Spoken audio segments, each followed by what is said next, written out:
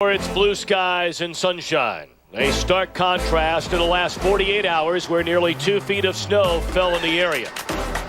With all that in mind, it's time now to play football, where the Ravens must finish strong to reach the playoffs. With 3 weeks to go in the regular season, every game a must game for Baltimore.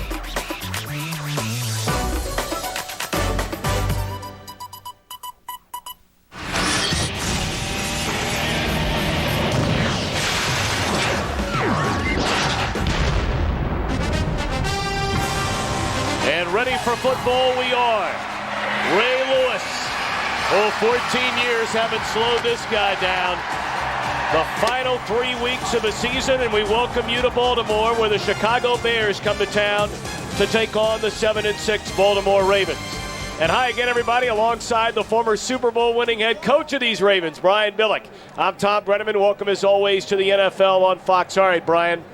10 wins doesn't guarantee you a spot in the playoffs, but you sure like your chances if you get there. To get there, the Ravens need to win their final 3. How do they make that happen? Well, they're in great shape for this playoff run, but for the Baltimore Ravens, when you look at them, you really don't see anything dominant about them, but they do a lot of things really, really well. Now, last year, they were the #1 team in the league rushing in terms of rushes. This year, they've gotten away from that. On this playoff run, we're going to see more of it, which means today we're going to get a heavy dose of Ray Rice, their exciting young back that's second in the league in yards from scrimmage. We saw the Bears last week. If you're Lovie Smith, what are you trying to impart to your team these final 3 games? Well, they're clearly out of the playoffs, so what they're going to latch on to, guys, let's finish the season well, because that can be a stepping stone to next year. Now, there's 2 things they've got to do. They've got to run the ball better. They're currently last in the NFL in rushing.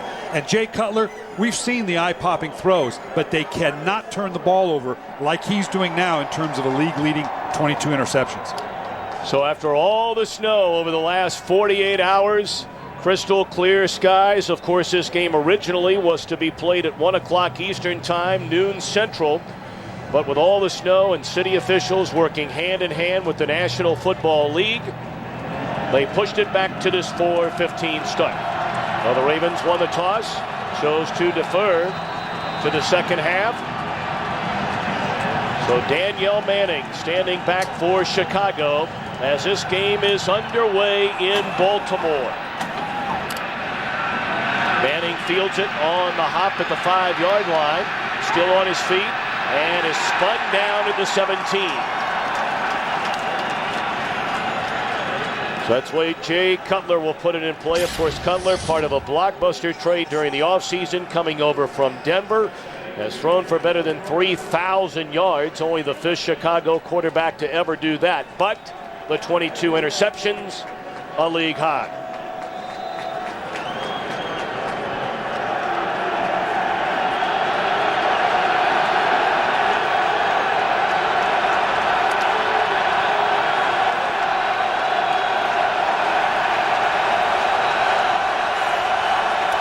Butler to throw on first down. And the catch is made, and still on his feet, out across the 40 to the 45, all the way to midfield is Earl Bennett, a second-year wide receiver out of Vanderbilt. That's his 47th reception of the season.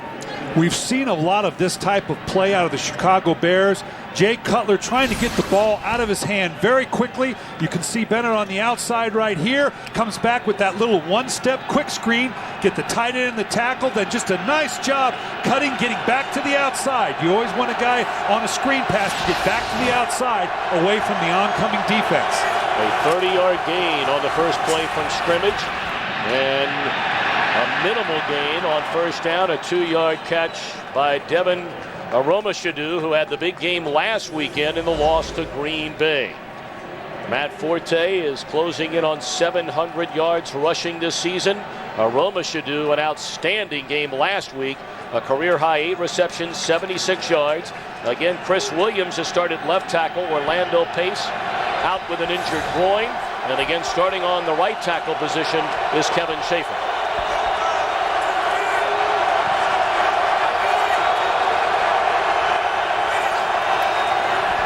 Blitz coming. Incomplete, and very close to a 23rd interception thrown this year by Jay Cutler. Defensively for the Ravens, not quite the unit they've been in years past, but still rock solid. Donnell Ellerbe gets the start for the injured Tavares Gooden at linebacker. And again in the secondary, Noed Reed. Reed has been bothered with a hip injury along with an ankle injury. So the Chicago native Zivakowski out of Notre Dame gets a start again at safety. He's had interceptions playing in place of Reed in each of the last 2 weeks. There is the 23rd interception thrown by Cutler. Dominique Foxworth at the 48-yard line. Not the kind of start, again, the Cutler and the Bears were looking for. Well, when you throw, and we've seen it this whole drive, getting the ball out of your hand quickly, but you've got to be very careful when you look from one side to the other on a quick route. Here they have a slant on the backside. Jay Cutler was not looking to the left side initially, came out of it a little bit blind when he threw the ball, and Dominic Foxworthy stepped right underneath it for now another interception by Jay Cutler. So now the Ravens get the football. Close to midfield, Flacco up under center, and will throw it on first down, and underthrows. The open receiver to his right, Derek Mason. Flacco, of course, in his second year, started all 16 games as a rookie a season ago and led Baltimore to the AFC Championship game. If you include the playoffs, the Ravens have won 20 of the 32 games that Flacco has started. Very impressive.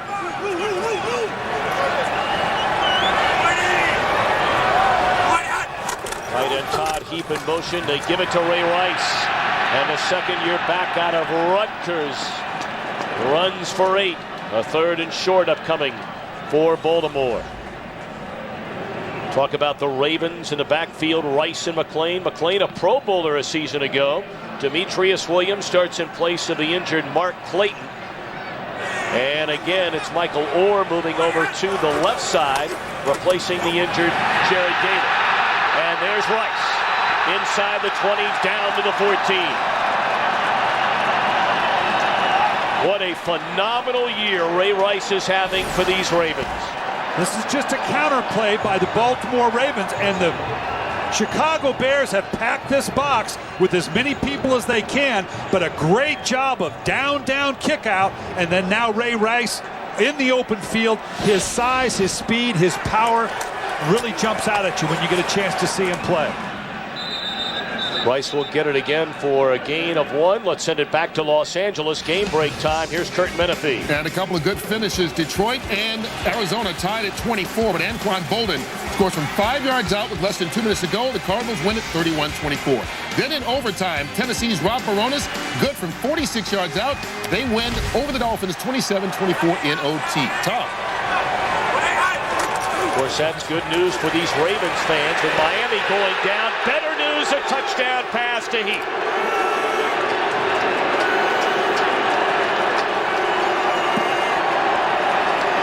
So after the interception, Baltimore marches down the field and jumps in front on the touchdown pass, 14 yards.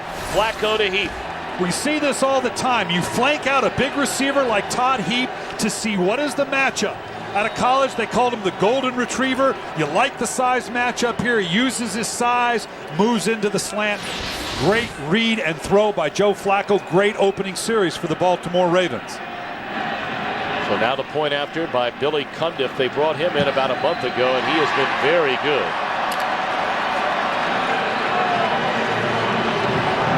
So barely 3 minutes into this one. And it's 7-0 Baltimore. We welcome those of you joining us from early games. Jay Cutler throws his league-high 23rd interception on the first possession, and Baltimore takes advantage with a touchdown. Joe Flacco, they keep building this box because of the anticipated run. Real solid play fake coming back to his big, talented tight end, Todd Heap, who they flank out to get the matchup they're looking for. We'll expect to see more of this as the game goes on, as Chicago has to account for that dynamic young back, Ray Rice. Of course, Brian Billick, you were here when the Baltimore Ravens drafted Todd Heap #1 In 2001, he's the Ravens' all-time leader in receptions and receiving touchdowns. He has been an outstanding player. He has been, and we had Shannon Sharp with us when we drafted him, and it was a great mentor for him. Here you can see now just the interception set up, their drive by the Baltimore Ravens, and then great throw by Flacco. Again, started out running the ball. Ray Rice cranking off a big run. Chicago building that hard box, allowing Todd Heap on a one-on-one matchup outside. And like a big wide receiver, you'll take that matchup anytime you can get it.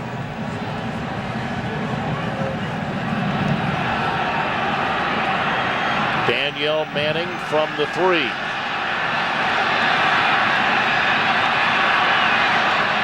Good return for Manning all the way out to the 39-yard line. Well, it has been quite a weekend here in the Baltimore, Washington area. Flight after flight after flight canceled. Nearly 2 feet of snow. They had 700 workers literally working around the clock. And certainly Roy Summerhoff, the director of stadium operations, along with the 700 others plus, to get this stadium ready, a brilliant job. I've lived here 11 years. This is the biggest dump of snow I can remember.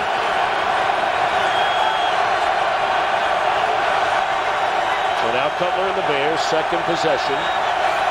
This time they get it trailing by a touchdown. And on first down, Matt Forte out across the 40 up to the 42-yard line. Dropped there by Jared Johnson. You were talking about Johnson before the game. Now in his 7th year of Alabama. A 4th-round pick in 2003. Overshadowed by so many great stars through the years, but a really good player. I tell you what, you give me 11 Jared Johnsons, I'll beat you in whatever game you want to play. We'll do whatever you ask of him. He drops, he rushes. One of the smartest players I've ever been around.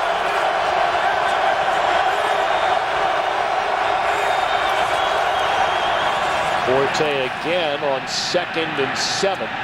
Picks up 2. A third down upcoming. Some of the early games around the National Football League. How about that very first one? Atlanta today rallies late on the Tony Gonzalez touchdown reception to beat the Jets. The Jets were in a prime position to get even closer to the playoffs. And a moment ago, Turk told you about that Arizona win in the final 2 minutes at Detroit.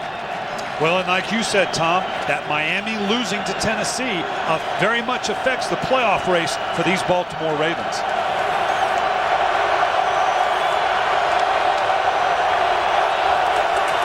They run it on 3rd and 4 and will cash in with a first down as Forte crosses midfield and he's to the 49. Of course, a couple of other games played prior to this Sunday. Starting on Thursday night, again, more help for these Ravens when Peyton Manning threw the late touchdown pass, keeping the Colts unbeaten on the year. The other unbeaten roughed up last night at home. Drew Brees sacked 4 times as the Cowboys roll over the New Orleans Saints. Cutler on first down. Catch is made by Johnny Knox, the rookie, at the 35-yard line. We're seeing a lot of movement by way of the secondary of the Baltimore Ravens. They wanted to give Jay Cutler a lot of different looks, already leading to 1 turnover by Cutler. They want him to have to think a lot and not be certain of what he sees down the field. Good news is that that's going to leave you some one-on-one matchups on the outside. Jay Cutler certainly capable of capitalizing on that. Forte, good running room inside the 30, down to the 27-yard line. A gain of 8 for Matt Forte. Lovie Smith in his 6th season as head coach of the Bears, and there was a report a couple of days ago that he's going to be back for a 7th year. Regardless of the outcome over these final 3 games, he's won 50 while losing 43. And of course, John Harbaugh replaced Brian Billick here in Baltimore in his 2nd year. Took them to the AFC Championship game a season ago in a heart-stopping loss to the rival Pittsburgh Steelers. Very close to a first down carry for Matt Forte. He may be, well, they got a pretty good spot there. This appears to be good enough for a first down. Why have the Bears not run it as well this season, Coach? You know, Forte is impressive. He had a great rookie season, better than 1,200 yards on the year. When you watch them play, their offensive line clearly in transition, not as physical as they have been. The thing that jumps out at me is their lack of their ability to get up to that second level with the linebackers. They're not a very athletic line. They've got some good push. They've got definite first down here, but their ability to push the ball up the field and get to that second level. You can see right here, this last place, that is not what a Lovie Smith coach team, that's not his intentions. That will be priority number one with Lovie Smith coming back going into next year. And a good start for Forte, 5 carries, 21 yards. He'll get it a 6th time, and not much running room here. That head on by Kelly Gregg, who has been the cornerstone of this Ravens defensive line since signing as a free agent 10 years ago. Missed all of last season after that microfracture knee surgery. Came off the great 2007 year and playing very well again. No one tougher in the league than Kelly Gregg. Wrestles in the offseason. This was an Oklahoma State champion. Wrestles in the offseason to stay in shape. Extra tight end checks in for Chicago. 8th play of this drive, 2nd and 8 to Forte. And read beautifully by Ladarius Webb, the rookie corner, getting his 4th start. They're excited about this young player. Watch how quickly he transitions right here. They want to get one of those quick screens. We've already seen 2 of them. And right now he pulls the trigger, dips his shoulder underneath the receiver trying to block out. Good open field tackle. They are extremely excited about this rookie out of Nicholls State. 3rd and 9.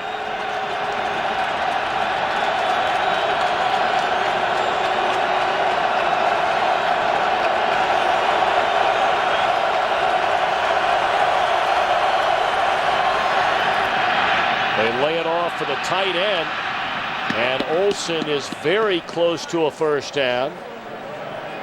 Depending on the spot, he might be about a foot short. If he is short, if you're Lovie Smith, are you going on 4th down? Why not? Why not? You're out of the playoffs. You want to find out about your team. That's the mantra you've been going out all week and saying, we're going to find out about ourselves. We're going to find out who can play. Take this momentum into next year. Absolutely, you go for it. And they are. 6 of 15 on 4th down this season are the Chicago Bears. He appears to have enough. Needed to get just beyond the 15. And looks to be about a yard inside of that. It is a first down.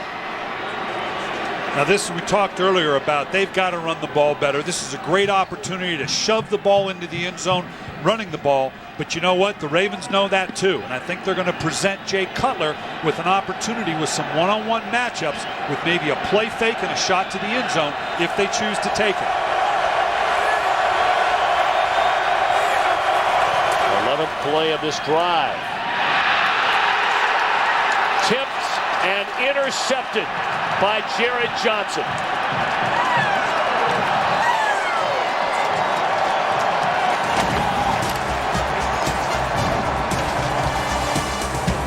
Ready today by Cutler. That's of them inside the red zone this season, a league high. So Baltimore leading 7-0. Flacco on the quick slant to Derek Mason. And for Derek Mason, that is his 850th career reception. Only the 16th player in league history to reach 850 catches in a career. And even at 35 years young, Mason very much still playing with a chip on his shoulder. He lasted all the way until the 4th round in that 1997 draft. There were 8 receivers that were chosen ahead of him that year. They give it to Rice, and another huge gain all the way to the 38-yard line. This is the way they use Ray Rice. They'll motion him out of the backfield. Here they've got him over here in the bunch part of the formation. They've got him all the way over in here. And now they're just going to fake up into the line, bring him back around. with LaRon McClain leading out ahead. Watch him bust through a couple tackles right here. A couple arm tackles. You're not going to arm tackle Ray Rice. He's too powerful. He's too low to the ground. 28-yard carry for Rice. Flacco on first down, and again he finds Derek Mason, and that's a gain of 12 as he's run out of bounds. There's a penalty flag where the tackle was made on the far side. And also a flag in the backfield. So a pair of infractions apparently here. There were fouls against both teams. Holding, number 64 offense. Personal foul, face mask. Number 33 defense. Penalties offset. Replay first down. You know, so much is made about everybody getting to their job. And boy, for this officiating crew, it was amazing. Some of the stories, even this morning, some getting in on flights that were able to arrive in Baltimore. For many, going from San Francisco to New York, getting on a train, coming down, getting into Raleigh, Durham, and driving 15 hours to make it to the game. So kudos to this officiating crew. I talked to Bill Levy before the game. I said, "You're in a foul mood, aren't you? I'm not sure I'd want you to officiate my game." Well, they didn't like you anyway, did they? No, they love me. Offsetting penalties, Flacco on first down. Wide open is Heap. Did he get it? No. Yes, he did. It looked like for a minute the official was waving it off, and then said it is a catch by Heap at the 19. You're going to see the athleticism of Todd Heap. He's going to cross the field all the way from right here and runs a simple out route. Now again, great hand and control. The key is, did he have control? No challenge, so obviously it holds. Well, I got to tell you, it was very smart what Baltimore just did. They did not huddle up. They got right to the line of scrimmage. I think we got a good view of it here. The key is, as we always say, do you have control all the way to the end? No, bobbled a little bit. They did a nice job getting the play off, because I believe on a challenge, that would have been overruled. See, nice to me, job by the Ravens. Right, to me, that is a team that is extremely aware of what is going on around them. With a second-year quarterback, it's amazing. Presence of mind to do that. It was amazing. They did not huddle up knowing there was a chance it could be reviewed. And they got the snap off, which, of course, would not allow that to happen. So you give a lot of credit to Flacco and that Raven offense to get to the line of scrimmage and get the play off. And when you talk to coaches, the thing that comes up most about Joe Flacco is how cool he is, how calm under pressure. You can coach that, you can try to orchestrate it, but it takes someone under center. Here, Cam Cameron obviously has done a great job with Joe Flacco to get him to understand you need to know what situation you're in. First and goal. Again, it's Todd Heap, and again, it's a touchdown.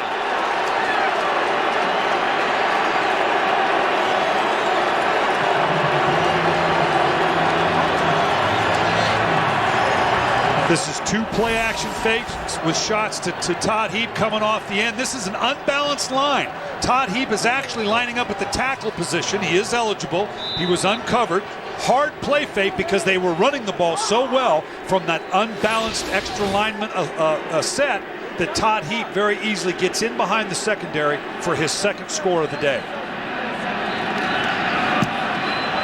So with 2:20 to play in the first quarter, 2 interceptions cashed in on 2 touchdowns to Todd Heap. Have made those turnovers into 86 points, 14 of those in less than a quarter here today. And the Ravens had to go the length of the field. You can see there 81 yards to take this turnover in for the score. So it was a double whammy of turning the ball over and then your defense getting gashed for an 80-yard drive. Very short kick. Rasheed Davis fields from the 15 and is dropped to the 27-yard line. So Cutler and the Bears will try it again. Trailing, come back to Baltimore. Chicago trailing with 2:15 to play in the opening quarter, 14-0.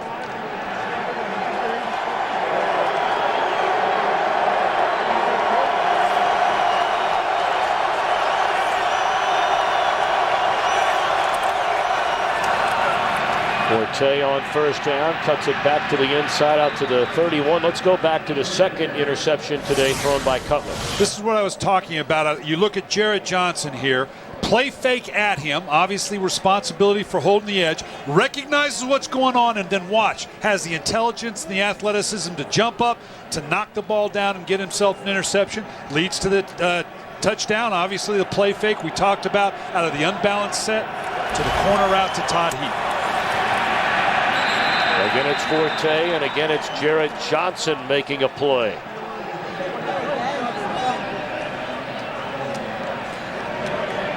All right, as a former play caller, if you're Chicago, you're trailing 14-0, but you're still in the first quarter, nearly 3 full quarters to play in this game.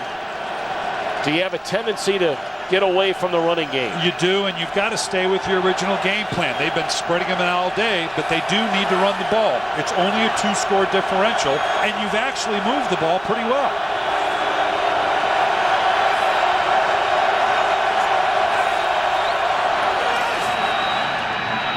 Aroma Shadu, and that is a first down catch out to the 37-yard line.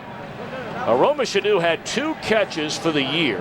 In his career, he had 9 catches going into last week's game against Green Bay. Hauled in 8 passes, 76 yards, in his first career touchdown.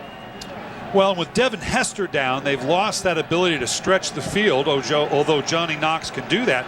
And boy, did he just explode onto the scene last week. We had that Chicago-Green Bay game, had a huge game for them to fill in for the injured Hester. Good coverage that time by Donnell Ellerbe. And again, let's check in with Kurt Menefee back in Los Angeles. Well, after Ben Roethlisberger hooked up with Mike Wallace for a 60-yard score, Green Bay answers. Greg Jennings taking this one from Aaron Rodgers, 83 yards, big plays, and it's 7-7 in the first quarter, Packers and Steelers. Tom and Brian. Of course, the Packers have won 5 in a row. The Steelers, unbelievably, have lost 5 in a row.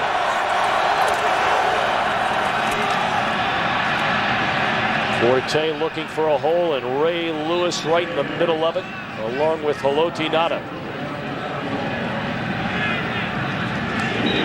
Haloti Ngata, you start with him in the middle. When we drafted Haloti Ngata, I remember visiting with Coach Blotti out at Oregon.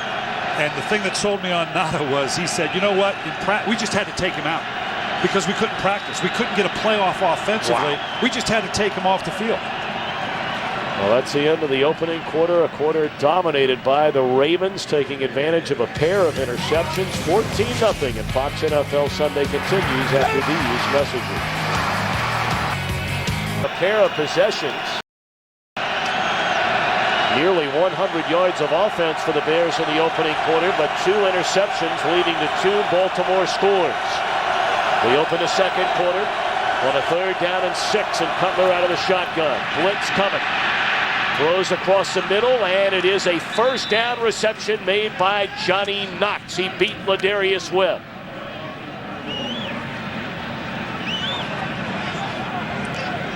This is a nice job by Cutler. You're going to see Jamal McClain come free. Cutler moving around in the pocket and getting the ball off. It has been, protections have been a problem for him. Now they're going to hurry up, see if they can slow down the activity of this Baltimore Raven defense. Well, you talked a great deal about this Ravens defense, and of course you won a Super Bowl here in Baltimore. You had 4 trips to the playoffs, one of the great defenses in the history of the game. What about the defense here in 2009? Well, Coach Greg Mattson is doing a great job. Last year, you can see they were a dominant defense. Now, you can see the numbers on the right here. They're pretty darn good, Tom. He's doing a nice job with his defense. Last year, they were a dominant defense. This year, and part of the 7-6 record, they're very, very good, but maybe not quite as dominant as last year.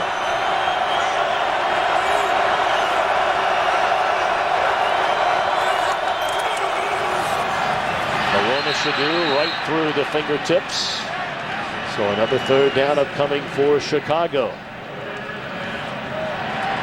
Well, what a beautiful day it was in Baltimore after all the snow we had in the last 48 hours, with bright sunshine, not a cloud in the sky when this day began, and a lot of the snow already beginning to melt. I mean, it's going to take a long time for all of it to melt. But a great day for football.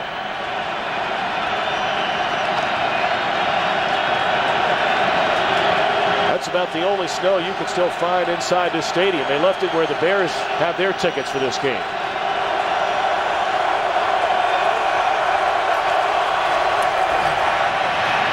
Cutler.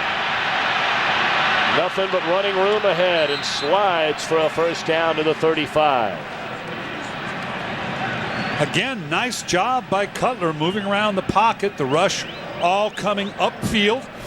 Man coverage down the field, and you love that as a quarterback because if you can get up past that rush, that means the only guy that doesn't have a man on him is me. Nice job converting on a first down. Again, a pretty nice drive by the Chicago Bears. Yep, 10th play of the drive, spanning 39 yards.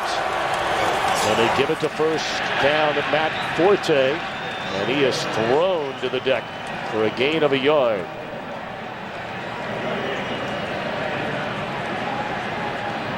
You know, Matt Forte had a great rookie year. Actually very effective coming out of the backfield, 60-plus receptions last year. Still on that same pace, just hasn't been able to find a rhythm in the running game this year.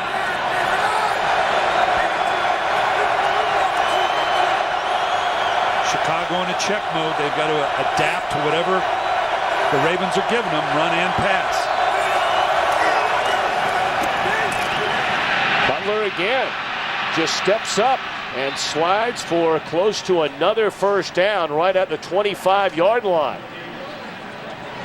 Well, the Baltimore Ravens now, again, you're just going to see upfield rush. Everybody's upfield. Someone at some point is going to have to stay home, or you're going to have to start pinching the interior of the line in order to account for Jay Cutler. That's two big plays now. He's been able to step up behind the rush and get positive yards.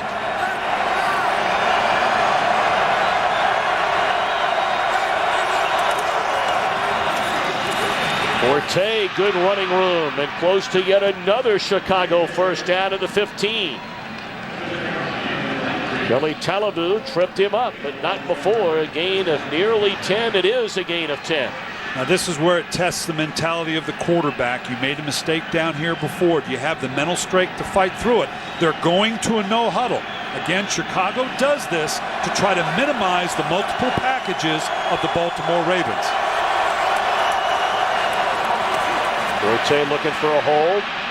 Avoids a couple of tackles, breaks it the other way, cuts it back to the inside. The ball is loose, and Aromashodu able to cover it up inside the 10, down at the 9-yard line. This is just a great job by Matt Forte. You're going to see him. Forte is going to end up as he comes to the outside. Everything shut off to the strong side. It is completely wadded up here. I guarantee you this play was not designed to get back to the outside. The defense had collapsed to the ball, just what you want, and allowed him to get outside the perimeter of the defense. Gain of 7, second down and 3. Khalil Bell checks into the backfield for Chicago and gets the first down or very close to it.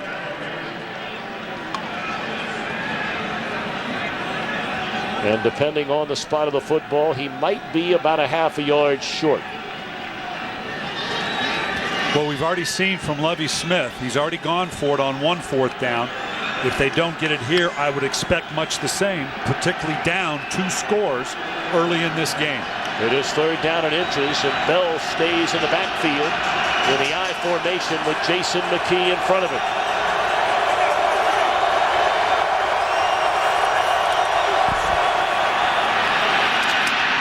First down inside the 5 to the 4-yard line. Greg was there on the tackle, but Bell a first down, and it's first and goal for Chicago. This is a nice job by Bell. When you try to go horizontal against this very athletic and very fast Raven defense, particularly with Ray Lewis, who's the best there has ever played at this game, moving horizontally and filling to the outside, that's a good job by the young man Bell. Bell will get it again. Picks up a couple of tough yards. Second and goal. This is a good series for the Chicago Bears. We talked about them having to step up and learn in these last 3 games. There again, even on the goal line, no huddle, trying to minimize the packages of the Ravens.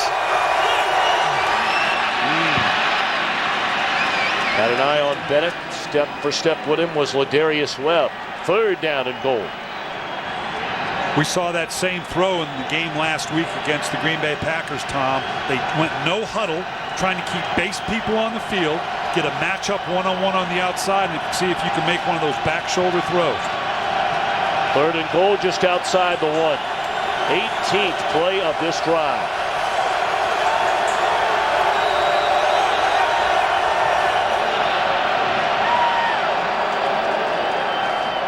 And Baltimore spends a timeout. And by the Ford F-150, built Ford tough. 3rd down and goal from just outside the 1 for Chicago. They've run the ball exceptionally well on this 17-play drive. 12 of the 17 running it. I know they want to pound it in here, but this might be a great place for a play-action fake.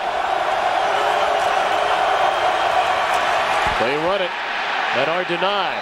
All right, you have a chance for points. You're trailing 14-0. I ask you again, Coach Brian Billick, do you go or kick? You absolutely go for it. You've already said you were going to go for it. You did it before down here, a little bit further out.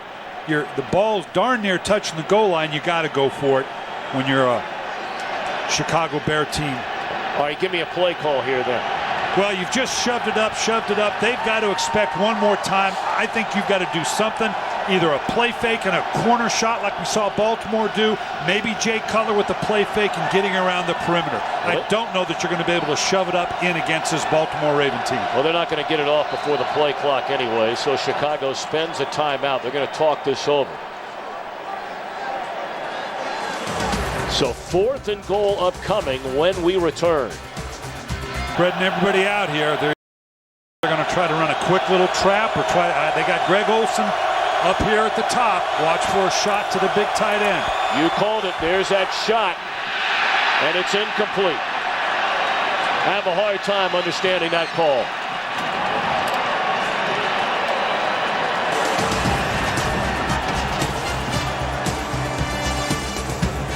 And Ray Rice, six carries, already 77 yards.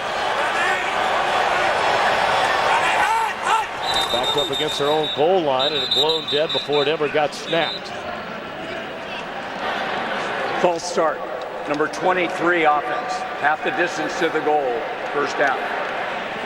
That's Willis McGahee, who's just checked into the game. And if you're going to false start, do it there where it costs you half a foot. Right. This is a great place. I used to love Bobby Bowden, the legendary Bobby Bowden's call down here. He used to call backed up offense. Don't get nervous. One of us is about to score. And that was the place they would take a vertical shot. You know, obviously the defense is going to stack up in there to stop the run.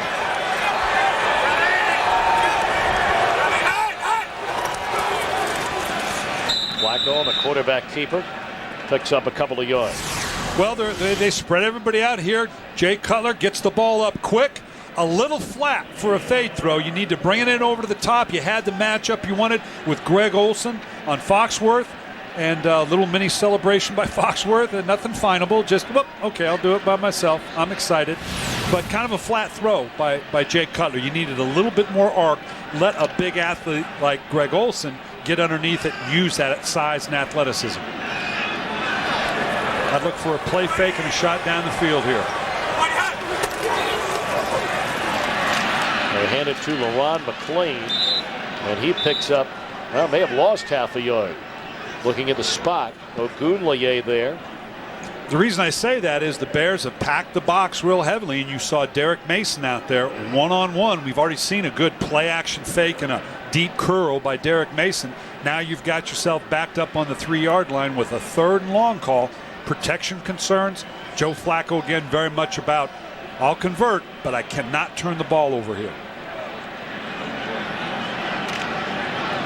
Ray Rice comes back in for Baltimore. Justin Harper in at wide receiver. And on 3rd down, they just give it to Rice. And right there to meet him, Israel Idonije. So the Ravens will punt from their own end zone with 6:30 to play until halftime. Well, this is kind of a capitulation by the part of the Ravens that said, you know what, we're just going to run this little draw right here, see if we can get you coming up field, anticipating the pass. Again, now, if you're going to go far in the playoffs, they need to put a little more on Joe Flacco's shoulders to see if he can get them out of there and trust their young quarterback that he's not going to force the ball in and risk a turnover, all but backed up on your 3-yard line. Well, standing and waiting at midfield is Bennett. And he'll feed it at the 49-yard line with some running room. Inside the 20. All the way down to the 5 and into the end zone is Earl Bennett. A punt return for a touchdown of 47 yards. And just like that, the Bears are one score away from tying this thing up.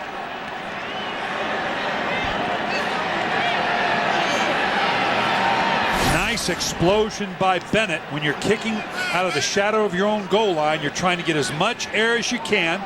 Coverage gets by him a little bit, and then just some explosion speed, some poor open field tackling. Great job. Now you're going to see, does this give you the emotional lift? I'm going to be very interested in seeing how the Chicago Bears, and right now, a way for John Harbaugh to challenge his team. When you jump up 14-0, now all of a sudden you're going to be faced with the emotional test of holding off these Chicago Bears. Well, what a huge lift given to the Bears by Bennett. And of course, the only reason he's returning punts is because Devin Hester is out. But in Hester-like fashion, Bennett, the punt return touchdown. I'd like to say Merry Christmas and Happy Holidays to my wife, my children Stephen and Sarah, my mom and dad, Ruben and Melissa, and all of Colorado Springs and Peterson Air Force Base. Happy holidays, Merry Christmas. Sergeant Art Gilletta, Merry Christmas to you as well. And all of you watching on the American Forces Network today, over 177 countries around the world. God bless you. We thank you for your service and preserving freedom in the United States of America. Darius Webb still on his feet and brings it all the way out to the 42-yard line. So a good return by the rookie Webb. But Bennett, the punt return touchdown to make it a 7-point game. It's all over the NFL. To remember Chris Henry, who tragically passed away earlier this week in Charlotte, North Carolina. A very troubled young man early in his career, but by all accounts, and we were in Cincinnati, Coach, a couple of weeks ago, had begun to turn his life around. And so many were so excited about what they were seeing from the man, Chris Henry.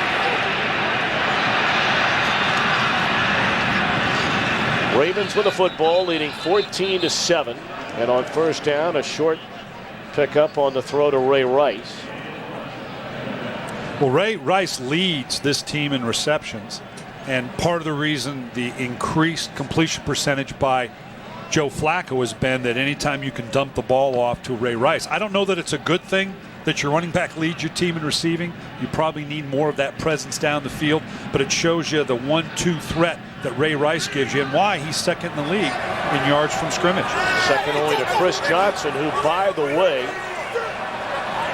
had his 9th consecutive 100-yard rushing game earlier today. There's Todd Heap, and he's close to midfield. 3rd down and 3 coming up for Baltimore. Closing in on 4.5 to play until halftime. Well, Todd Heap has been a big weapon, not as much as in years past, but he has increasingly been more of a weapon for Joe Flacco. And Todd Heap here, this has been the trouble for Todd Heap, is he's had a series of injuries over his career, and it's been tough staying on the field on a regular basis. He injured his ankle, had to leave the game against Detroit last week. 3rd down and 2. Flacco out of the shotgun. Crossing route catch made down to the 40-yard line by Demetrius Williams. Just his 4th catch of the year, and 2 of those came last week against the Lions. The Baltimore Ravens are desperately in need of a big play, number 1 go-to guy at wide receiver. Here they're breaking out very quickly into their version of the Wildcat. Bringing in Troy Smith, the backup quarterback with Flacco. Flacco flanked to the far side of the field. Smith, the former Heisman Trophy winner out of Ohio State, with a nice carry. A gain of 9 for Smith, who had a rushing touchdown in that rout over the Lions last Sunday. And it's a very effective changeup for him. Here you see in kind of a semi-pistol, anytime you in gun you have someone behind you, little quick play fake, reading the option. And again, Troy Smith was not necessarily an option or open field spread guy at Ohio State, using it effectively here. They keep Smith in the game. And Chicago doesn't like what it saw on the defensive side and spends a timeout. The 3:08 to play until halftime. Center after Chicago was confused defensively with Troy Smith in the game. Play fake. Flacco throws to the far side. A wide open receiver is Derek Mason, and that's a first down to the 17. He faked it to the back. He faked the end around to Williams and hooks up with Mason. We've seen this reverse earlier with the Ray Rice. So here, Derek Mason, no, just buy time. Buy time. Let the fake happen. Now late in the route, I've got to beat the guy one-on-one, counting on the fake to pull coverage out from underneath. Troy Smith right back in there. Flacco this time flanked to the right. Smith breaks a tackle and lunges forward to the 15-yard line. He picks up a couple of yards. And this can be an effective series or effective combination for Cam Cameron and the Baltimore Ravens. Inside the red zone, we've said it many times, things get compressed. And the ability to run the ball, the quarterback, again, in a running play is basically useless if all he's doing is handing off the ball. You add another weapon when you do this, particularly down in the red zone. Now they're back to a normal formation alignment. Although they bring in an extra lineman. Yes, they do. They've been doing that for a little bit here. A little bit extra. Chris Chester, a good athlete, in at the extra tight end position. Short drop, pump fake. Now to the end zone to Mason. Out of bounds. Good coverage by Charles Tillman. Tillman's been a real good player since being drafted in the second round in 2003 out of Louisiana Lafayette. All about timing there. Nice job. It's can I get it up and out of my hand quick enough? They're just that half a step late on the throw, not allowing Derek Mason enough time or space on the field to get his second foot down. Flacco a hit on 8 in a row until that incompletion. 1 second away from a 2-minute warning. It's a third down and 9. Blitz coming. Flacco steps up. Looking around. He'll keep it. And runs out of bounds at the 12-yard line. And that brings us to the 2-minute warning. Ravens trying to add to a 7-point lead offensively, but after Ed Ginn Jr. became the first player in league history earlier this year to run 2 kickoffs back for better than 100 yards in the same game. Joshua Cribbs does the same thing today. And how about Jerome Harrison getting a chance to play, carries for nearly 300 yards in a wild one, Cleveland against Kansas City. A 30-yard field goal try, bad snap, and the kick is wide right. Well, they felt like they had solved their kicking problems. Field goal kicking has caused them a problem during the course of the season. They brought in Billy Cundiff to solve those problems. Now, this is just a bad high snap. Sam Cook, nice job getting it down on the tee, but a little bit late. The kicking woes have cost the Baltimore Ravens this year, Tom. It's Matt Catula, who is in his 5th year as a long snapper. But that one got away from him. And he's hearing about it. It's the only time you talk about those guys. Yeah, unfortunately, it's... So now Chicago, 1 timeout remaining. 1:49 to play, and Cutler didn't like what he saw. Great coverage in the secondary. Was under heavy pressure by Jared Johnson and just throws it in the ground. Well, that was supposed to be a screen, and he saw that was going nowhere. They had that snuffed out. Jared Johnson, again, intelligently saw what was going on. So rather than take the risk, he just dirted it.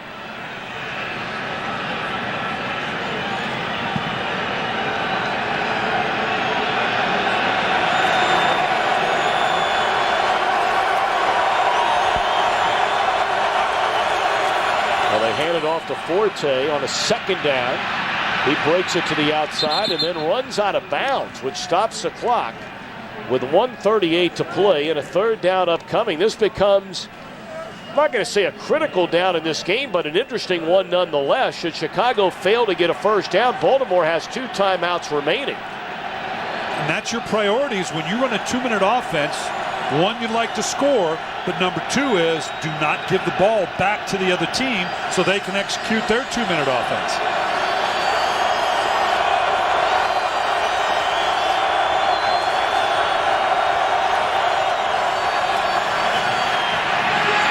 Butler rolling, looking down the field, and then runs out of bounds.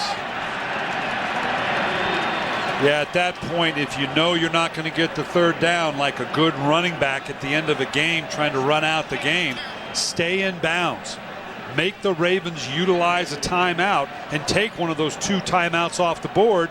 Now they're going to get the ball back with better than 1:20 on the clock and 2 timeouts. Chris Carr waiting on the Brad Maynard punt. Carr stands at his own 30.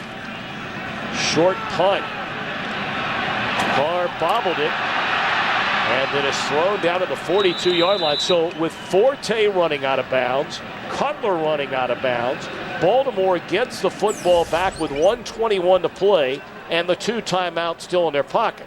Coming up on the Visa halftime report, Kurt and Terry will have scores and highlights from around the league. And the Fox Sports ticker has up to the second scores and statistics. Well, you really got to wonder when you see plays like that from Forte and Cutler. Well, we already talked about Joe Flacco making a heads-up play to save a challenge early in the game. Short completion to Rice, and he's out to the 47-yard line. Clock down to 1:10, continuing to run. Their objective here is about 15, 20 yards, probably full 20, to get themselves in field goal position, see if they can salvage the earlier missed field goal. Blitz coming. Heat, first down catch, steps out of bounds at the 45. You know, and this is part of the development for Joe Flacco as well. We talk about the Chicago Bears getting something out of these last 3 games. Again, Joe Flacco is only in his 2nd year. This is valuable time for Joe Flacco. A 2-minute offense, working the clock. How many timeouts do I have? What's the priority? Because this will pay dividends as they get into that playoffs.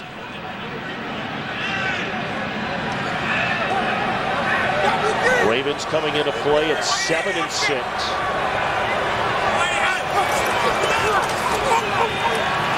Again, lay it off for Rice, and he will sprint to the sideline and couldn't get out of bounds. Clock will continue to roll. The Ravens say timeout.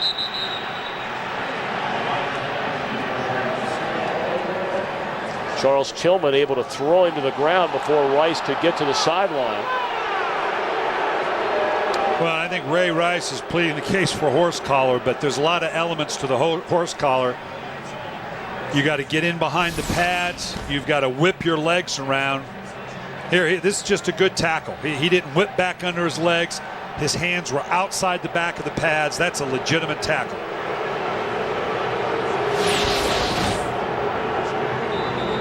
I've enjoyed watching Ray Rice play, Tom. I tell you what, he's an impactful back. We've already talked about him being 2nd in the league in yards from scrimmage. Both as a receiver, a ball carrier, and his mental attitude. He's got that chip of a little man on his shoulder, and he's not afraid to say, you know what, I'm willing to show you I'm as good as what's anything out there. 2nd down and 11. Flacco again to Rice, and he just bulls forward inside the 40 down to the 37-yard line, and the final timeout of the half is spent by the Ravens.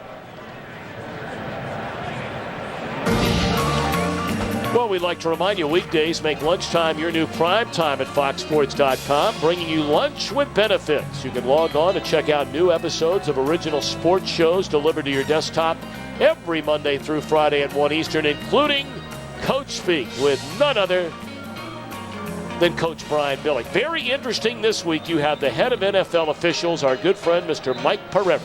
You know what? I figured he fined me for about $75,000 in my 9-year. Mike came into the league heading the officials the same time I became a head coach. So I figured, hey, I mean, you're into me for about 75 grand. The least you can do is come on my show. So he didn't have much to say, but yes. Mike's good man, and he'll be retiring at the end of this season. Done a great job. Yes, Done a great job in that position. Third down and a couple of yards. Rice out of the backfield with blockers in front of him. And Rice run out of bounds all the way down at the 8-yard line. There is a penalty flag on the field. Illegal formation. Wow. Number 74 was on the end of the line of scrimmage. 5-yard penalty. Repeat third down. That's a heralded rookie, the number 1 pick, Michael Orr, who, of course, is playing left tackle again here today. I want you to watch this throw. This is an incredibly accurate throw. Now, you're thinking, Coach, this is just a little flare over. Look at him downhill. He's able to catch that and in full stride, not so much as even have to skip or blink. That's one of those little big plays by a quarterback. That's an incredibly accurate throw that gave him an opportunity to make a play like that. Well, what a block, though, thrown by O'Neal Cousins, playing right tackle on that last play. So third down and 6. Flacco just throws it in the air to Derek Mason. No flag.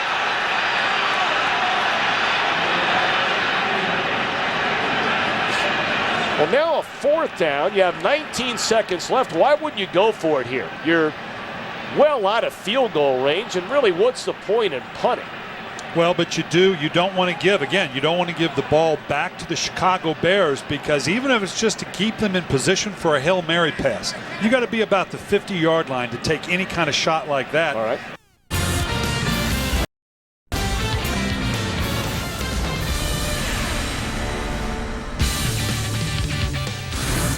Yeah, at least it was a quick game. Maybe it would have been better if the Bears never traveled to Baltimore. Ravens score 24 points off the Bears, 6 turnovers, including 3 more picks for Jay Cutler, make it 25 on the year. 6 of those have come in the red zone.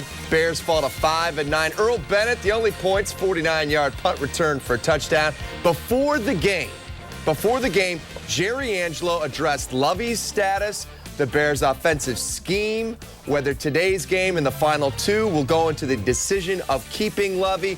We will dissect those comments a little bit later on in the show.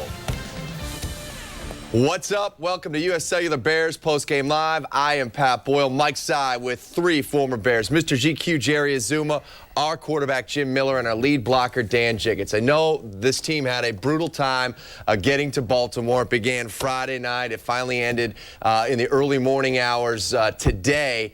But another poor performance overall. Has Lovey lost the team, Jiggs? Well, I don't know if Lovey's lost the team or not. I think that they've lost themselves. When you look at the performance they came out and laid on the ground today, it was just brutal. And again, it starts with the quarterbacking situation and throwing the football away. And people could make as many excuses as they want, but I think if you go back, analyze this one, and go back through time and analyze where the Bears have gone, a lot of it started with the quarterback turning the football over. Today, the Ravens took advantage of it by turning it into points and turning almost every turnover into points. Jim, has Lovey lost his team? I'll tell you what, it almost looks that way, because it's almost like the floodgates are open right now for the Bears. We've seen Brian Urlacher make some comments about this football team. Lance Briggs was pretty candid about comments about this team concerning Ron Rivera and what he's doing out there in San Diego. And now you have the general manager, Jerry Angelo, that has made some pretty compelling statements that are going to be in the media over the next week. So Lovey Smith, if he hasn't lost his team, it's going to be tough to keep this team together in the next week with what they're going to be dealing with. Seems like there's a lot of snowballs being tossed around up there in Dallas Hall. You know what I mean? But there's just this lack of identity. Like, they don't know what they're doing. They don't know who they are. You know, back in the day,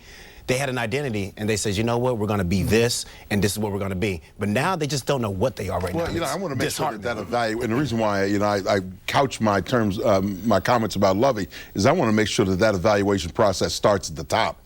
And that is with Jerry Angelo himself. What have you done in terms of putting a personnel group together that's going to be a successful football team? That goes for you and Bobby DePaul and all the guys in the personnel department. Have you been putting the right kinds of personnel into this thing? And if you haven't, why are they successful in other places when they leave here? Maybe that leads you to the coaching staff. Jigs, let's find out. This week, Jerry Angelo told the Bears website that they do have the core players intact. The core players, he says, are currently on this roster and that they can rebound and get to the playoffs next year. Do you believe, first of all, the core of this team is here right now? Let me look. They got the core group in here in the newspaper. No, I don't believe so. They got the whole roster in there. Here's what you're talking about if you lose a football team. Look at the classic case of the Atlanta Falcons today. They were basically knocked out of playoffs last night when Dallas beat New Orleans. True. What did they do? They go up to the New York Jets. Their starting quarterback's hurt. Their running back, Michael Turner, is hurt. They're missing 2 offensive linemen. They go in and beat the #1 defense overall in the National Football League. That's what you want your team to do when you're out of it. Guys who love to play football, guys who love to compete. And if what you saw on film today or TV today, if you think that's competing, the answer to Jiggs' question, to your question, would be no. Die hard. And today they didn't. And one of the other things, you talk about evaluation process and all. Every guy on that team understands what's going on right now. It's no mystery. That's why when Devin Hester had those comments a week or so ago, and some people got upset, that's the reality. Now, if you can't play now, then you can't play. John Mullen reported earlier this week on CSN Chicago that 2 high-level sources within the Bears organization said Lovie would be back in 2010, citing next year's uncapped year, which we all expect, and the potential lockout in 2011 as reasons they will stay the course with Lovie. We will find out. We'll talk to Moon a little bit later on. And again, we'll dissect Jerry Angelo's comments before today's 31-7 debacle. As always, we want to hear from you. Send us your comments. Some of them will appear at the bottom of our sports ticker. Keep the comments short. Keep them clean. Go to csnchicago.com. Click on the Bears PGL icon. Or if you want to get us with your mobile device, email us at bearspgl@comcastsportsnet.com. Here are just some of the emails already flooding in to CSN Chicago. Ali says, after what we've seen from the Bears the past few weeks, it seems that a complete coaching change may be the only thing that will help change the current losing culture and mindset. Here's another one from Dennis in Davenport, Iowa. I'm 55 years old. Jay Cutler has set a record for interceptions. I'll never live long enough to see broken. And here is our opening kickoff. And for that, as always, we start with Dan Jiggins. Jigs? Well, I think it's safe to say that the evaluation process has gotten off to a brutal start. We were hoping that we'd see some guys step up maybe and look like they could make a difference for next year. But so far, nothing really to talk about.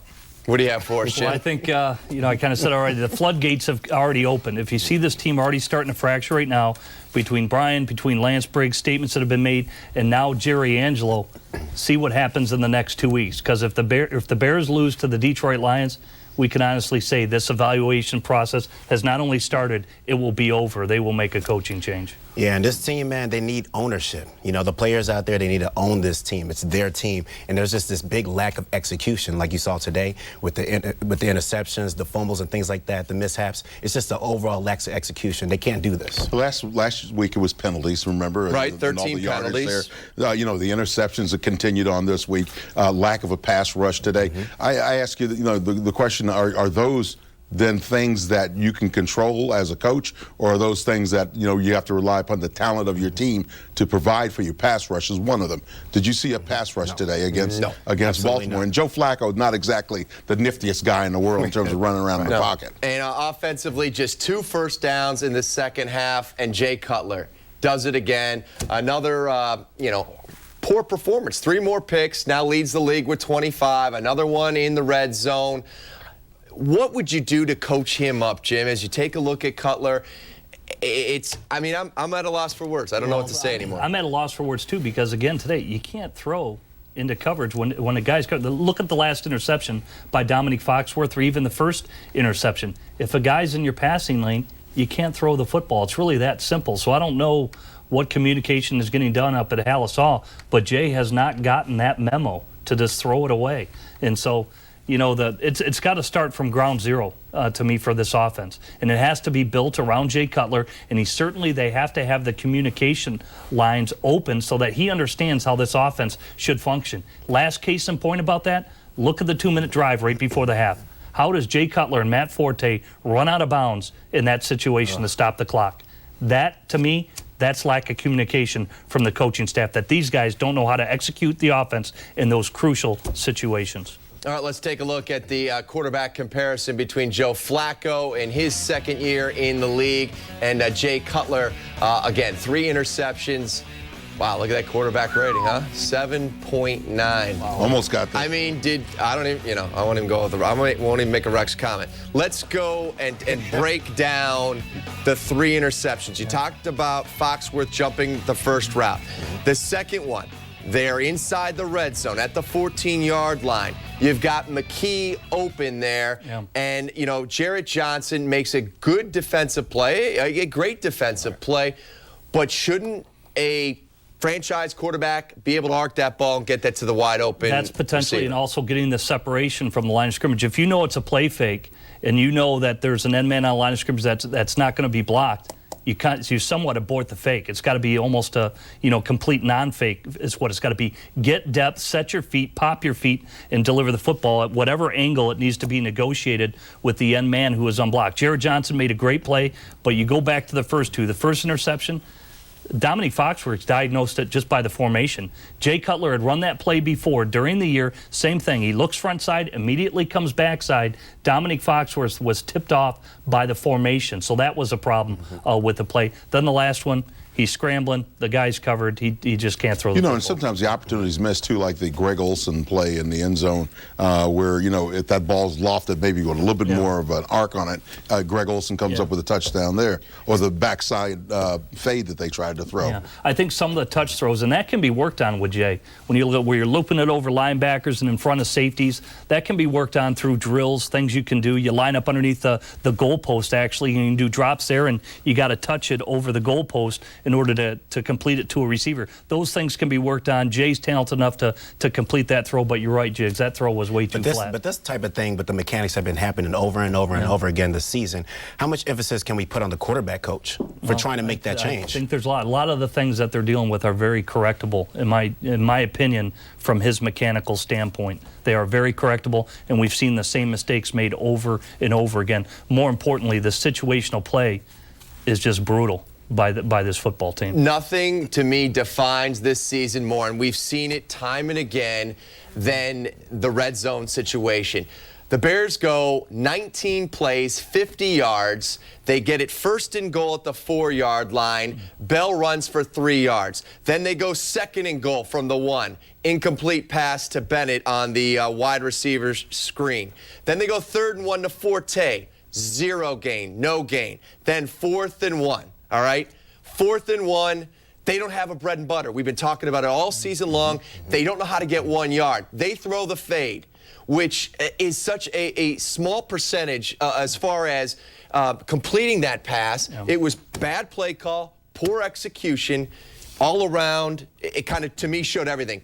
Bad coaching, bad execution. Well, if Jay makes a good throw, it could have been a touchdown. But I'm like, that's not you're right. That's not the number one play you want to dial up. Him and Greg Olsen haven't really hit that play all year long. Again, to me, Jay Cutler on the move is your best option. Jiggs and I talked about it in the green room. I don't care if it has to be 2 times in a row. There are movement plays that you can run to take advantage of Jay Cutler's skill set to give your chance give yourself a better opportunity to score, and the Bears do not do that. We saw him when he tucked the ball today and ran on those occasions when he actually decided not to throw a pick and then actually tuck the ball and run. He's got the skills to run the football. Guys, he is the second leading carrier on this team, which is a joke in itself.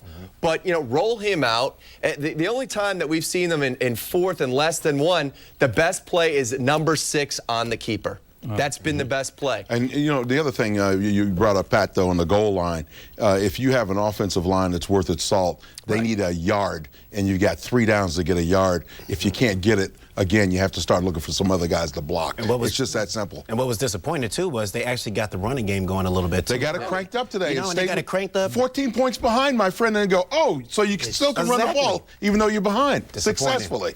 Yeah, they ended up today with Forte, 20 carries, 69 yards. Khalil Bell, 6 carries, 30 yards. Cutler, 4 carries for 23. No Adrian Peterson to speak of. Let's take a look at the turnovers on this day and what the Baltimore Ravens did with them. You had the first 2 picks of the game by Jay Cutler, turning into 2 touchdowns and a heap of trouble for the Bears. Then you had the Knox fumble on the kickoff return. That led to a great Mason touchdown. Lovie Smith is set to address the media. Let's take you to Baltimore live on Comcast Sportsnet. Disappointing day. Didn't start the way we wanted to, but got ourselves back in position. 14-7 right at the half. Turnovers hurt us throughout the day. On the other side of the ball, we didn't take the ball away from them enough times. That running game got going a little bit, passing game. The game looked like, one team was playing for something and the other one really wasn't. Thought we had a good week of practice, did whatever we needed to do to get here. Thought I would see a better effort from us, better play from us, but we didn't get that. Injury-wise, out of Wale Ogunleye, fractured. It's bone in his lower leg. Besides that, I think we're in pretty good shape injury-wise. When you're in a position like this, with a couple games left to go in the season, you have to really reach down. And for us, as much as anything, we need to finish the season out the right way with a good taste in our mouth. Having our division rival come in helps the case, but unless we, play better ball and turn these things around, you'll have another day like that. Take your question. At this point, are you concerned about job security? Am I? I haven't been concerned about my job security every day I've come to work. Same way each day, trying to do the best job I possibly can. If you can do that, you don't think about job security. Lovie, before the game, Jerry was given an opportunity to express a vote of confidence, and he stopped short of doing that. I mean, how heavily does that weigh on you, though? Not at all. What's a vote of confidence at this time? I'm sure what Jerry probably said is what I'm saying right now, disappointed in our play, and probably let the season play out. That's the way you do everything. Nothing, you don't talk about things like that during the year except for what's going on the football field. That's enough to talk about what's going on the football field. We're disappointed in our play, disappointed in our record. I'm the head football coach, so I'm sure a lot of people aren't knocking down the door, want to pat me on the back. What's been Jay's biggest problem this year? I think you can look at what's been our team's biggest problem. I mean, Jay's been a part of that. We've turned the ball over too many times. We've had opportunities to make plays, and we haven't. When you're not a good football team, there's a lot of things that's gone wrong. Is there anything you can say to him at this point? I'm sorry? Is there anything you can say to him at this point? Oh, we've been talking all year. It's about action and trying to take care of some of these things. Lovie, when they got you said you were right in it there at halftime, when they scored on their first possession of the second half, and you turned the ball over on the kickoff. I mean, is that kind of where it unraveled for you guys at that point? Yes. That's been our season. We've had opportunities so many times, and we haven't. When you could go either way, seemed like we haven't made the plays to get over that hump. That's what happened again today. Yes. Lovie, the plays in the secondary that aren't being made, looks like the people are in the right spots, but they're just lacking in confidence. They're tentative. What do you see when they're not making those plays? I don't think it's quite as simple as just, I can't tell you exactly why. We have been in position to make some plays. It's still it's a playmaker's game. You get in situations to make plays. You need to, but as far as why, there's a lot of reasons why. But that's where you're an NFL player, you get paid to make those plays. Lovie, you said earlier that it looked like one team was playing for something the other wasn't. How disappointing is that to you at this point in the season? Well, it's disappointing. I think every time you go out, and when I say playing for something, I'm talking about one team is in the playoff hunt, of course, and one not. We're always playing for something. You even if you're not getting paid or whatever, a pickup game, you play to win and play to, your best effort always. So we expect that every time. But just going on the results didn't say that, that we were in that position. Was your travel situation this weekend have any bearing on that? No, we're not going to make excuses on that. I mean, we get paid to play. We got here to the stadium and had an opportunity to play the game. None of that mattered. Lovey, do you fault the effort or just the performance? No, I don't think I've ever faulted the effort of our guys. I mean, I think we're willing, but you have to just go on the performance and what's being done on the football field. That isn't good enough. It's not like we're having to browbeat our guys to come to work, to do what we're asking them to do, but the performance isn't showing the hard work that we're doing. Couple more, guys. Did you get a chance to talk to Wally afterwards? I'm sorry? Did you get a chance to talk to Wally? No, I haven't. Thank you. Thanks. We'll take Jay in a No question, the toughest press conference Lovie Smith has had to deal with in his 6 years here in Chicago. Here are just some of the other emails coming in to csnchicago.com.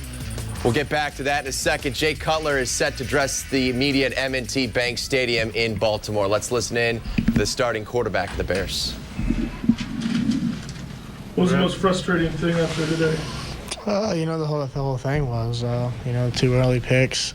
We're moving the ball well. Just couldn't come up with any points. So it was a tough one. Was also the primary read on the 4th down goal run? We just kind of wanted to see what kind of looks we could get, but, he was definitely up there. Is that a high enough percentage pass in that situation?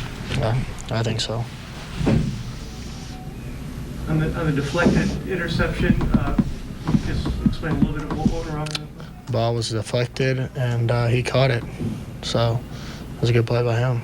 Jay, I don't know if it's been attributed to you or someone snake bitten has been a word to describe your season. Would you agree with that? Is that coming up? You get some breaks, you don't get some breaks. It seems like we haven't got a lot of breaks, but a lot of it falls on myself and the rest of the offense as well. How do you stay motivated for the next 2 games? It's hard. There's a lot of character, there's a lot of pride in that room. Today obviously didn't reflect that, but we've got to gear it back up because, we're still getting paid to do this, and the guys in there know that, and, we're going to go out there and fight against Minnesota on Monday. At some point, do you just want to get the next season started? hit the reset button or something? It'd be nice, but we can't. We're in the position that we are. And we're responsible for that. I'm responsible for that. So, there's not much we can do. We can keep fighting for these next 2 games. Try to get something out of it. Try to salvage something out of it, and then start preparing for next year. Are you confident the decision makers, Jerry, on the field, still feel very good about building this around you? I hope so. I hope so. I think we've all watched the film in that building. We all understand what's going on, what we need, what we don't need. I think we're heading in the right direction. We're going to get we're going to get it fixed, and hopefully I'm still around when it happens. Is it difficult when there's speculation about job security for coaches? Oh, that's how it goes. You're never safe in this league, especially when you're losing ball games or you're not playing to the level that you're expected to. So that's how it goes. That comes with the territory. Everyone in that locker room understands that. Jay, can you blame any of today on the schedule disruption you guys had? We got here in plenty of time. Everyone was rested up. Everyone was ready to go. We're professionals. We know that there's going to be some bumps in the road, but it's not like we came in 2 hours before game time. We came in plenty of time last night, so we were ready to roll. Jay, how concerned are you that things seem to be getting worse than the second half of the season? It's definitely a concern. But we're still doing some good things on film. We need to build around those and just keep trying to go in the right direction offensively. Anything else? Thanks. Jay Cutler after the 31-7 loss to the Ravens. Cutler on this day goes 10 of 27 for just 94 yards, 3 interceptions, a quarterback rating of 7.9. Ed from Indiana says, what is worse, a team quitting on the coaches or an organizational quitting on its fans? What else? That's pretty much a lot of the things. There's one right here. It's Mary in Plainville. She says, one of the hallmarks of intelligence is learning from your mistakes. This team makes the same mistakes week after week. Whoa. Is it a lack of player intelligence, coaching intelligence, or both? Well, I think everybody heard that right there. I really want to focus on what Lovie Smith was talking about. Players are paid to make plays. And Jiggs and I both diagnosed, if you don't have the playmakers on your roster, which he basically insinuated in his statements, that, hey, guys are there and they're paid to make those plays and they're not making them. Mm-hmm. So you already have the shot across the bow on the players that the roster's not good enough, and a specific shot towards Jay Cutler. Way too many turnovers. The ball 6 times in a ball game. I know it's not all Jay, but you don't have a chance. You can't win doing that. Win. You know, it's and you know, even if your defense comes up with 4, and he said the defense didn't come up with enough. Well, even if you come up with 4, you're still down by 2 in that situation. And where do they come to?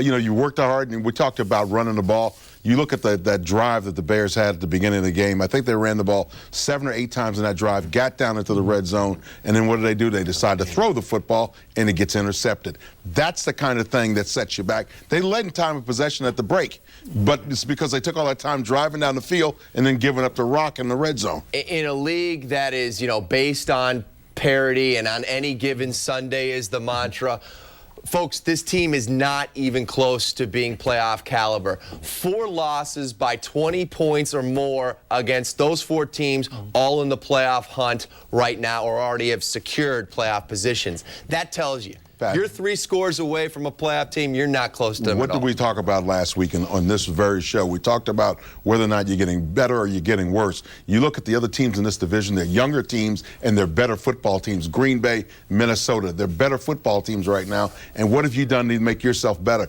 When you look at this roster right now on the Bears, it's hard to see where they've made themselves better than the other teams they're competing against in their division. You played for Lovie Zoom. You know a lot of guys on this team. You talk to them on a regular basis. As you look at that 53-man roster, do you say to yourself, there's just a bottom line, a lack of talent there? Yeah, I mean, there definitely is some lack of talent there. I mean, and it starts up front with both of the lines. I mean, they just haven't been able to get it going, especially on the offensive line. There's all sorts of holes there with the wide receivers. No one's really stepping up to become that number 1. The secondary is definitely the issue, a big issue as well with your safeties.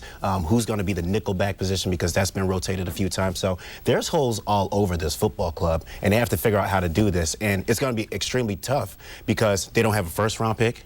They don't have a second-round pick, and they have to go into the free agency to see what's going to be available there. So they have their work cut out for them. And, Jim, they've got to find the right guy to help Jay Cutler. Now, we can look at some great quarterbacks in the National Football League. Peyton Manning threw 28 interceptions one year. Just last year, Brett Favre led the league, and right now was in the MVP discussion until probably Peyton Manning took it on Thursday night.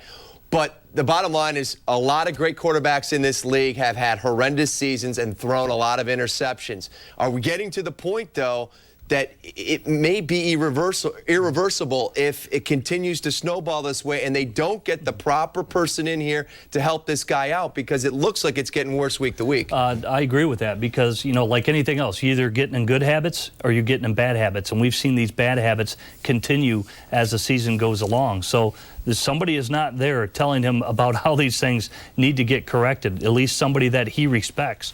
Because, number one, everybody's livelihood depends on Jay Cutler's decisions. And that's why, again, you just heard statements from head coach Lovie Smith. So I got to believe Jerry Angelo, if they were to make changes on the offensive staff alone, it is going to focus on getting somebody to get Jay Cutler right. He's still a young quarterback in his development. He has a lot of good talents, but it is going to be somebody that is going to drive and demand him to get out of those bad habits. And let's deal with the other reality that sometimes we don't talk a lot about, but it is part and parcel of whether or not there's a coaching change. When you talk about guys like Mike Shanahan, when you talk about guys like Mike Holmgren, Bill Cowher, what's the first thing those guys want to do when they walk in the door? They want to have the ability to set up the personnel, full control. If you're the general manager of a football team and you've got 2 or 3 years left on your contract, and you say, okay, I'm going to hire Bill Cowher, let him come in, do my job, and I'm just going to go over here and sit on a shelf or just get paid and go home.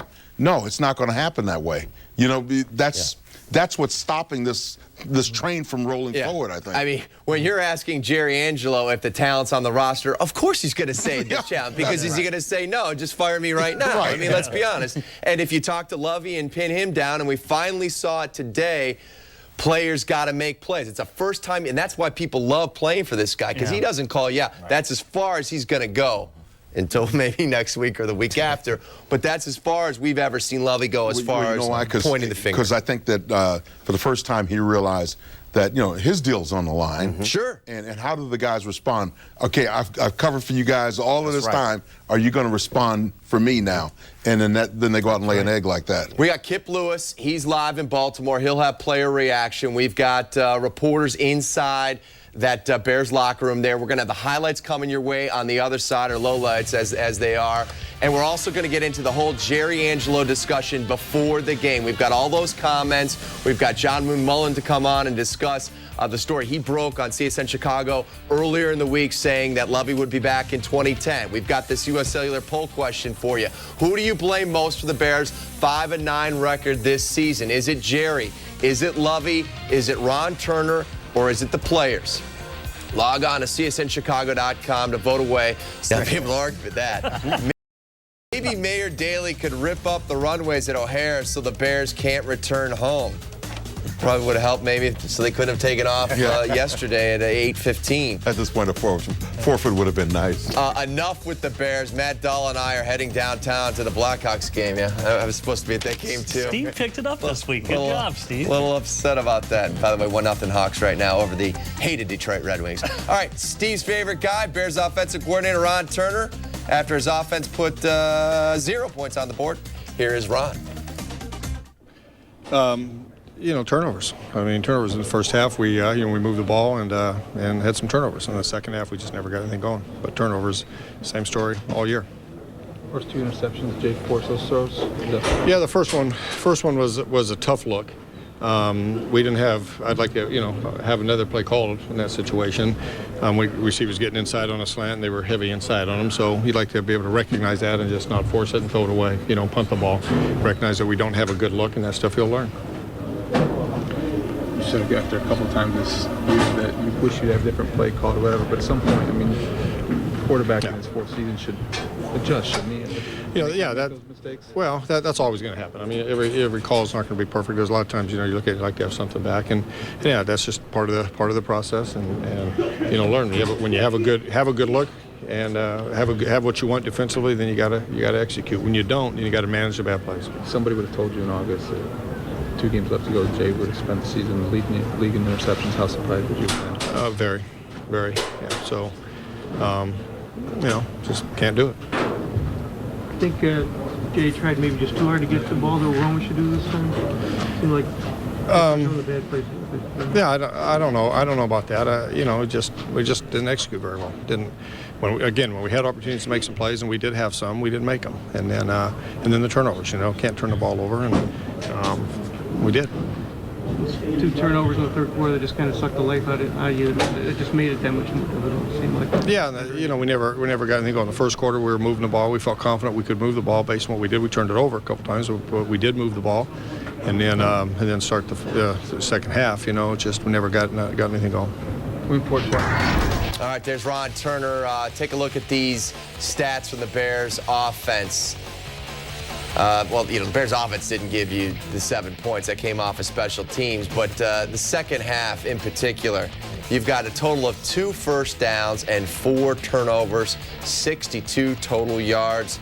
Your thoughts on Ron Turner's game plan today? I thought initially it was good. I mean, that's a good defense in Baltimore. They came out, ran some no huddle, did some good things early in the ball game, didn't go away from the run game like Jiggs talked about, and he's right about the turnovers. Ron Turner is correct about that.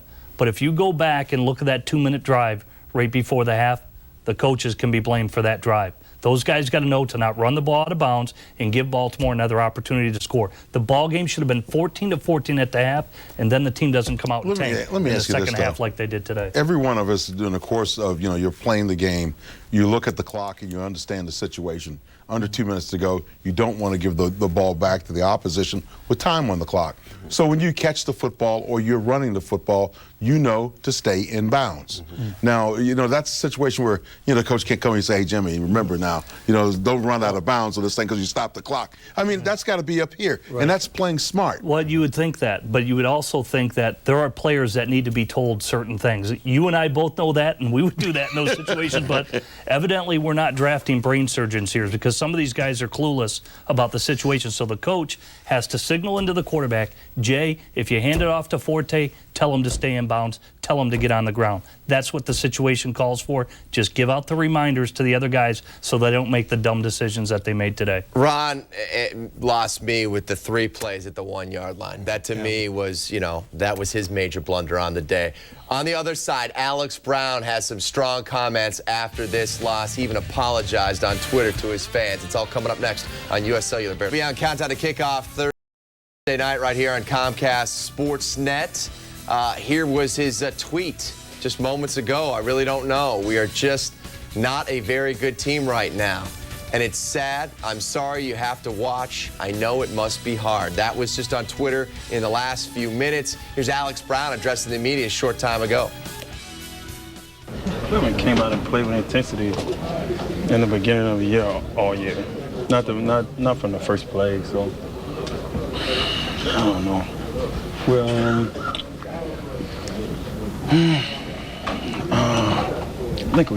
I think we go out and we know what to do and we're trying to do it, but when you're not playing with confidence, I mean, you can't. It doesn't work. It just doesn't work. You don't tackle. When you play a good team, I mean, they kill us. If you go over the season and whenever we played a good team, a team that's in the playoff run, a division leader or something, like we've gotten smoked, and we're just not very good. Any particular thoughts on the run defense today and what Rice was doing? No, I mean he had a long run on the reverse, I think, which was a couple missed tackles. But other than that, I mean, I'm not sure. Not sure if he, other than that big run, I'm not sure if he had any other crazy runs. Like I think he had one 10+ run, but we just got to tackle. We're not tackling. We're not playing with confidence with the calls and stuff. And then we're not making plays. We're in that, I think, in that mode where I'm doing my job. Okay, I'm doing my job. Well, do more. If that's what we got to do, and we're not doing that. You'll hear more from Alex later this week on Countdown to Kickoff. Here's our poll question. Who do you blame for the Bears' 5-9 record? Jerry, Lovey, Ron Turner, or the players? Go to csnchicago.com, vote away. You'll see Jerry Angelo's entire transcript of the Chicago media before today's game there as well. Who's hot? Who's not? Week 15 of the National Football League. Who's hot? Well, Peyton Manning Thursday night, 4 touchdowns, an interception, nearly unstoppable as the Colts remain undefeated. How about Jerome Harrison? 34 carries, 3 tutties. How about Joshua Cribbs? 2 kick returns for a touchdown. It's Cleveland getting it done. Who's not in Week 15? Well, Mark Sanchez, 3 interceptions, quarterback rating of 49.7. Although we'd take that kind of quarterback rating here in Chicago. Drew Brees, as the Saints fell to the Cowboys, their first loss of the season last night. And Dante Culpepper taking over for Stafford. Just 64 yards and an interception. Somehow the Lions hung in there for a while against the Arizona Cardinals. Let's take a look at the scores from Week 15 of the National Football League. As you take a look at this, 9 of the 12 games today, 9 of the 12 today decided by a touchdown or less. Only 3 weren't. The Eagles-Niners game, of course, the Bears game, and the Tampa Bay game. That tells me there's a lot of teams that are competing, fighting out there, even though they're out of it. You brought up the Atlanta team as an example. Their season ended last night when Dallas won. Look at the Raiders. They go into Denver and then win that one by a point. You know, that might be the biggest indictment if you're trying to say to yourself, well, everybody loses a team. Well, if you look around the National Football League this week, there's not a lot of lopsided defeats. Look at the Steelers, too. As much as they've been suffering over the last 4 or 5 weeks, what do? They take a Packer team and beat them by a point. You know, by the way, I think the spread was a point in that game. just pointing it out. More U.S. Cellular Bears postgame live after the break. I'm serious. I think Monsters of the Midway is presented by Mike Ditka Wines. Log on to MikeDitka.com to view gift baskets and a large variety of wines. Well, it's time for Monsters of the Midway presented by Mike Ditka Wines, otherwise known as the Bears MVP. It's getting tougher each week, Zoom, but very tough. We still need to find Lance Briggs had 13 tackles, but you know what? I didn't see anybody out there that was really making plays and worthy of being a monster, so I'm giving it to all the inactives today. Oh, wow. Ouch. I'm going to go with Lance Briggs, 13 tackles. But how about Jiggs in the green room? Timmy Shaw, he gets the shout out. That's right. Look Timmy Shaw should get the shout out. So I had to steal Jiggs' guy. Yeah. But, you know, in reality, I like Timmy Shaw in the effort, but I'm going to go with Lance with the 13 tackles. It's getting to be that time where he's just like automatic for that, it seems. I'm going with the Duke of Earl Bennett, the 49-yard punt return Can't you take to the the coach? paint. Take the coach. You know, I'd love to have some Mike Ditka wine right about now. In fact, Coach, I think the four of us are going to enjoy some Mike Ditka wine on that Monday night game next week. As we help us, Coach. I think the line of the day might have been from Brian Billick. I don't necessarily agree with it, but I can't really defend it anymore. But when he said Jay Cutler is beginning to look Jeff George-ish. You don't ever want to hear Jeff George-ish. That's not a good As long thing. as he's not Boy George. Hey. Touche. But right now, the chestnuts are roasting on the open fire. I'll tell you that much. One quick thing. If you guys had a Pro Bowl vote and you only had one for this team, would it go to Lance? Yes. Yeah. That's it. He's the only Pro Bowler on this team. Yep. That's it, right? That's it. Good night, everybody. No, that's it. We're coming back with more Bears postgame live. We'll have the results to our U.S. Cellular poll question as we break down who you fault in this very question. Who do you blame most for the Bears' 5-9 record this year? Here's what you had to say. 43% said it is the GM, Jerry Angelo. 33% say Lovey. 15, Ron. 9 going to the players. Guys, Jigs, you agree with that? Yep, that's about how I would do it. Starts at the top. Starts at the top. All right, well, let's put a bow on this thing. We've got a lot to dissect. Lovey, probably his toughest press conference to date. You kind of feel like the walls are closing in a bit on him. Certainly here, up at Hallis Hall. As they suffer their fourth blowout loss of 20 points or more this season. Lovey, for the first time in his 5+ seasons, now his 6th season here, where he took a little shot at the players, said it's time for the players that are getting paid to go out and make some plays. That's a fact of life. I mean, that's reality in the NFL. It's, look, whenever you get the opportunity to go out there and perform, you've got to treasure that because a lot of guys don't get that opportunity and wish that they had. And the guys that are going out there getting paid really well to do a good job. So the bottom line is, it's on you as well as anybody else. How about Jim Schwartz of the Detroit Lions, their head coach? Last week, Detroit got blown out by the Baltimore Ravens. They took Arizona to the wire today. Right. And he made a lot more disparaging comments about his football team than what Lovey did, and that's rare for Lovey to do that. So I think you're right. The pressure is starting to mount a little bit. Before the game, Jerry Angelo spoke with the Chicago media. He was asked repeatedly about Lovie Smith's status, and basically the report that surfaced on CSNChicago.com from John Mullen earlier in the week that said, according to 2 sources who are above Jerry Angelo in the organization, that Lovey would be back in 2010. Now, again, that was before this game. Jerry was asked several times about Lovey's status. And the way we saw it, guys, it wasn't a stamp of approval.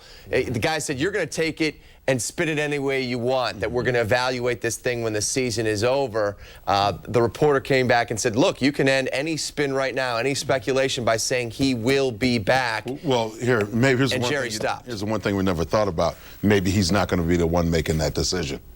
And so he can, you can spin it any way you want to. Let's spin it that way. Maybe after all the evaluations are done and everything, and they start to evaluate you, maybe they say, well, look, let us make this decision. And that decision is indeed made above his head. I honestly can't believe we're here. I mean, I cannot believe it's hard just to a few believe days after before. 3 years ago, and then you see where we're at. I mean, I thought it was Christmas in April when we got Jay Cutler, and now I'm looking at 25 interceptions. Yeah. Everything has gone wrong. Talk me off the ledge, Jim. Put away the knives, all the sharp objects, hide the women and children. Have a good Christmas, all right? Hey, Merry Christmas, everybody. Well, next week we got the Minnesota Vikings on Monday Night Football. Chestnuts roasting on an open fire. So, have your favorite beverage handy and make sure you flip on over to us as soon as that game goes final. Much more on the Bears' 31-7 loss coming up on Sports Night later tonight at 10 o'clock. That's going to do it for us. Thanks for watching this edition of U.S. Cellular Bears Postgame Live. For Jerry Azuma, Jim Miller, Dan Jiggets, for Kip Lewis, for John Moon Mullen, I'm Pat Boyle. We'll see you again Monday night after the Bears and Vikings go at it on the lakefront. Merry Christmas, everybody, and to all, a good night. Get the cards.